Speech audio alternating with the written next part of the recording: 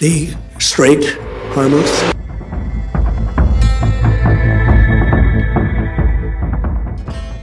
দর্শক, আজকের বিশ্ব এক অত্যন্ত জটিল, শ্বাসরুদ্ধকর এবং অপ্রত্যাশিত ভূরাজনৈতিক সমীকরণের সামনে দাঁড়িয়ে আছে। আর এই জটিল দাবা খেলার মাঝে আমাদের প্রিয় মাতৃভূমি বাংলাদেশও এক সংকটময় মুহূর্ত অতিক্রম করছে। মাঝে মাঝে আন্তর্জাতিক রাজনীতির ময়দানে এমন কিছু অভাবনীয় ঘটনা ঘটে যায় যা আমাদের সব গতানুগতিক চিন্তাধারাকে চ্যালেঞ্জ করে এবং আমাদের নতুন করে ভাবতে বাধ্য করে। একটি দেশ যখন অর্থনৈতিক ও কূটনৈতিক খাদের একেবারে কিনারায় দাঁড়িয়ে ধুঁকতে থাকে, যখন দেশের প্রধান রাজনৈতিক দলগুলো শুধুমাত্র ক্ষমতার মসনদ দখলের জন্য নিজেদের মধ্যে কামড়াকামড়ি ও রেষারেষিতে ব্যস্ত থাকে, ঠিক তখনই কোনো সরকারি পদ, কোনো মন্ত্রিত্ব কিংবা রাষ্ট্রীয় প্রোটোকল ছাড়াই একজন মানুষ কিভাবে পুরো একটি জাতির ভাগ্যের চাকা এক নিমিষে ঘুরিয়ে দিতে পারেন, আজ আমরা সেই অবিশ্বাস্য বাস্তবতারই গভীর বিশ্লেষণ করব। বর্তমান বাংলাদেশের রাজনৈতিক অঙ্গনে তাকালে এক অদ্ভুত এবং হতাশাজনক দৃশ্য চোখে পড়ে।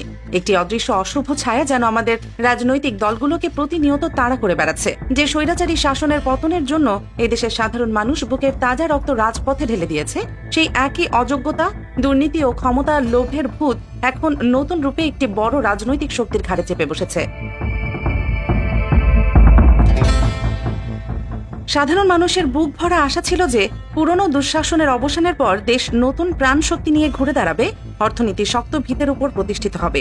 কিন্তু নির্মম বাস্তবতা হলো, আন্তর্জাতিক কূটনীতির মাঠে আমরা এখনো সেই জং ধরা অকেজো পথেই হাঁটছি। গত দেড় যুগে যেসব বড় বড় সরকার ও রাজনৈতিক জোট চরমভাবে ব্যর্থ হয়েছে, যেখানে বিএনপি বা সম্প্রতি ক্ষমতায় আসা অন্যান্য শক্তিগুলো মুখ থুবড়ে পড়েছে, ঠিক সেই জায়গায় দাঁড়িয়ে একাই অনেক হিসাব নিকাশ পাল্টে দিয়েছেন বাংলাদেশ খেলাফত মজলিসের আমির মাওলানা মোহাম্মদ মামুনুল হক। হরমুজ প্রণালী বিশ্বের সবচেয়ে উত্তপ্ত এবং ভয়ঙ্কর যুদ্ধক্ষেত্রের একটি।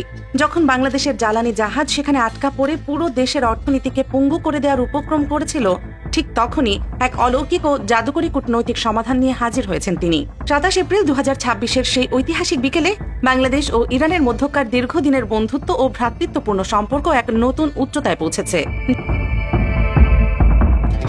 যেখানে রাষ্ট্রীয় পর্যায়ের বড় বড় দল ও জোটের কূটনৈতিক তৎপরতা কোনো দৃশ্যমান সাফল্য আনতে পারছিল না, সেখানে খেলাফত মজলিসের আমির মাওলানা মামুনুল হকের একটি সৌজন্য সাক্ষাৎ পুরো পরিস্থিতির মোড় ঘুরিয়ে দিয়েছে। বাংলাদেশের সাথে ইরানের যে শীতল ও বৈরী সম্পর্ক তৈরি হয়েছিল তা প্রায় শেষের দিকে চলে এসেছিল। জ্বালানি সংকটের ভয়াবহ অন্ধকার যখন দেশকে গ্রাস করতে উদ্যত হয়েছিল, ঠিক সেই মুহূর্তে তিনি যা করেছেন তা গত কয়েক বছরে কোনো বৃহৎ রাজনৈতিক শক্তি করতে পারেনি। আজকের এই এক্সক্লুসিভ ও গভীর রিপোর্টে আমরা তুলে ধরব কিভাবে মাওলানা মামুনুল হক তার ব্যক্তিগত কারিশমা, আদর্শিক প্রভাব ও ইসলামিক ভ্রাতৃত্বের বন্ধন ব্যবহার করে হরমুজ প্রণালী দিয়ে বাংলাদেশের জ্বালানি ও সারবাহী জাহাজ চলাচলের নিরাপদ পথ প্রশস্ত করেছে। ইরানের রাষ্ট্রদূতের সাথে তার এই মিটিং শুধু একটি সাধারণ বৈঠক নয়, বরং ক্ষমতার রাজনীতির বাইরে এক অনন্য সমান্তরাল কূটনীতি এর বিশাল জয়গান। দর্শক, এই ঘটনা ভালোভাবে বুঝতে হলে প্রথমেই হরমুজ প্রণালীর গুরুত্ব ও বর্তমান অবস্থা সম্পর্কে স্পষ্ট ধারণা নেওয়া জরুরি। হরমুজ প্রণালী বিশ্বের জ্বালানি সরবরাহের প্রধান ধমনী। বিশ্বের প্রায় 20% তেল এই সংকীর্ণ পথ দিয়েই প্রতিদিন চলাচল করে। মধ্যপ্রাচ্যে আমেরিকা ও ইসরায়েলের ক্রমাগত আগ্রাসনের ফলে এই প্রণালী এখন এক ভয়াবহ রণক্ষেত্রে পরিণত হয়েছে। গত কয়েক মাস ধরে এই যুদ্ধের তাপে বাংলাদেশ মারাত্মক জ্বালানি ঝুঁকির মুখে পড়ে। আন্তর্জাতিক বাজারে তেলের দাম ব্যারেল প্রতি $100 ছাড়িয়ে যায়, ফলে দেশে জ্বালানি সংকট তীব্র আকার ধারণ করে। সরবরাহী জাহাজ আটকে যাওয়ায় কৃষি খাত ভয়াবহ হুমকির মুখে পড়ে। কৃষকরা মাঠে সার দিতে পারছেন না, ফসল নষ্ট হওয়ার উপক্রম হয়েছে। আর ঠিক এই সংকটের মাঝে বাংলার জয়যাত্রা সহ বেশ কয়েকটি বাংলাদেশি জাহাজ ইরানের নিয়ন্ত্রণে আটকে পড়ে। সাধারণ মানুষের মধ্যে চরম আতঙ্ক ছড়িয়ে পড়ে। অনেকেই প্রশ্ন তুলছেন, গত দেড় যুগে বিভিন্ন সরকার কি এই ধরনের সংকট মোকাবিলায় কার্যকর ভূমিকা রাখতে পেরেছে? ইতিহাস সাক্ষ্য দেয় যে জ্বালানি তেল ও গ্যাসের সরবরাহ নিশ্চিত করা ছিল দীর্ঘস্থায়ী হাহাকারের নাম। বড় বড় পরাশক্তির উপর নির্ভরশীলতা এবং মুসলিম উম্মাহর অভ্যন্তরীণ আত্মিক শক্তিকে কাজে লাগাতে ব্যর্থতার কারণে দেশ বারবার দুর্ভোগে পড়েছে। কিন্তু যখন রাষ্ট্রীয় কূটনীতি হিমশিম খাচ্ছিল এবং নেতারা পরস্পরকে দোষারোপ করছিলেন, ঠিক তখনই মাওলানা মামুনুল হক ইরানের রাষ্ট্রদূত জলিল রাহিমি জাহানাবাদীর সাথে সরাসরি রুদ্ধদ্বার বৈঠকে বসেন। গত 27 এপ্রিল দুপুরের আগে ঢাকার মোহাম্মদপুরে তার কার্যালয়ে এই ঐতিহাসিক সাক্ষাৎ অনুষ্ঠিত হয়। ইরানের রাষ্ট্রদূত জলিল রাহিমি জাহানাবাদী ও ডেপুটি হেড অফ মিশন আমিরি সহ দূতাবাসের গুরুত্বপূর্ণ কর্মকর্তারা উপস্থিত ছিলেন। খেলাফত মজলিসের শীর্ষ নেতৃবৃন্দও ছিলেন। বাইরে থেকে অনেকেই এটাকে সাধারণ সৌজন্য সাক্ষাৎ মনে করলেও এর গভীরতা ছিল অনেক বেশি। সাক্ষাতে মধ্যপ্রাচ্যের বর্তমান পরিস্থিতি, ইরানের উপর মার্কিন ইসরায়েলি আগ্রাসন এবং বাংলাদেশের জ্বালানি নিরাপত্তা নিয়ে দীর্ঘ আলোচনা হয়। মাওলানা মামুনুল হক সাহসিকতার সাথে কোনো রাগ ঢাক ছাড়াই ইরানের রাষ্ট্রদূতকে বলেন, দুই মুসলিম দেশের পারস্পরিক স্বার্থ ও সাধারণ মানুষের জীবন বাঁচানোর স্বার্থে হরমুজ প্রণালীতে বাংলাদেশের তেল ও সারবাহী জাহাজ চলাচলের ক্ষেত্রে মানবিক এবং ভ্রাতৃত্বপূর্ণ দৃষ্টিভঙ্গি দেখানো উচিত। তিনি ভিক্ষার ভাষায় কথা বলেননি, বরং যৌক্তিকতা ও ইসলামী ভ্রাতৃত্বের ভিত্তিতে জোরালো দাবি জানান। রাষ্ট্রদূতের প্রতিক্রিয়া ছিল অত্যন্ত ইতিবাচক। তিনি বিষয়টিকে গুরুত্বের সাথে দেখার আশ্বাস দেন এবং তেহরানের ঊর্ধ্বতন মহলে এই বার্তা পৌঁছে দেওয়ার দৃঢ় প্রতিশ্রুতি দেন। যে কাজ বড় বড় রাজনৈতিক দল মাসের পর মাস বিদেশ সফর ও আন্তর্জাতিক সম্মেলন করে করতে পারেনি, সেই কাজ মোহাম্মদপুরের একটি কার্যালয়ে একটি বৈঠকেই সম্ভব হয়েছে। প্রশ্ন উঠতে পারে, কেন মামুনুল হকের এই উদ্যোগ এতটা কার্যকর হলো? কেন ইরান তার কথা এত গুরুত্ব দিয়ে শুনল? কারণ তিনি কোনো সরকারি প্রতিনিধি নন, কোনো মন্ত্রী নন।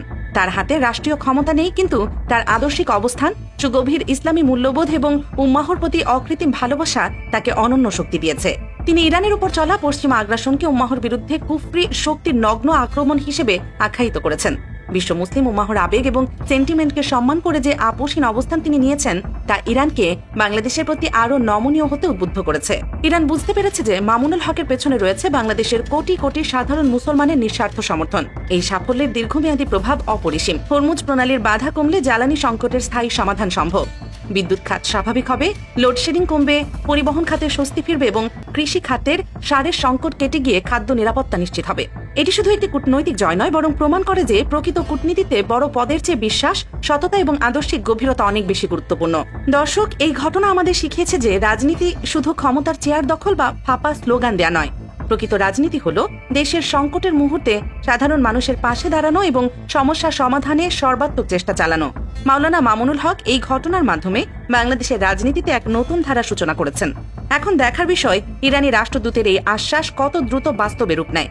যদি আটকা পড়া জাহাজগুলো নিরাপদে চলাচল শুরু করে, তাহলে মাওলানা মামুনুল হক বাংলাদেশের রাজনৈতিক ইতিহাসে এক অপ্রতিদ্বন্দ্বী ও সম্মানিত ব্যক্তিত্ব হিসেবে চিরকাল স্মরণীয় হয়ে থাকবেন। প্রিয় দর্শক, পুরো ঘটনা শোনার পর আপনার মতামত কি?